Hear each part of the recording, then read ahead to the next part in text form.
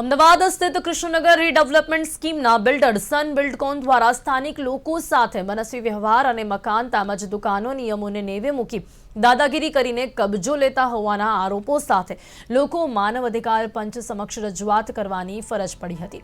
આ પહેલા Gujarat housing board સહિત મુખ્ય પ્રધાન અને વિભાગ મંત્રી દર્શનાબેને રજૂઆત કર્યા પછી પણ બિલ્ડરની દાદાગીરી બંધ ન થતા અંતે સ્થાનિક લોકોએ રાહત મેળવવા માનવ અધિકાર પંચની શરણે પહોંચવું પડ્યું છે।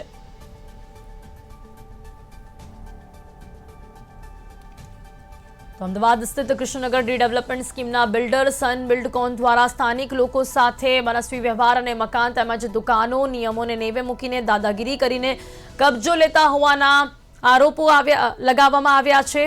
સાથે જ લોકો માનવ અધિકાર પંચ સમક્ષ રજૂઆત કરવા માટે પહોંચ્યા છે। આ પહેલા ગુજરાત હાઉસિંગ બોર્ડ સહિત મુખ્ય પ્રધાન અને વિભાગ મંત્રી દર્શનાબેનને પણ રજૂઆત કરવામાં આવી હતી, છતાં પણ બિલ્ડરની દાદાગીરી બંધ ન થતા અંતે સ્થાનિક લોકોએ રાહત મેળવવા માટે માનવ અધિકાર પંચની મદદ લીધી છે।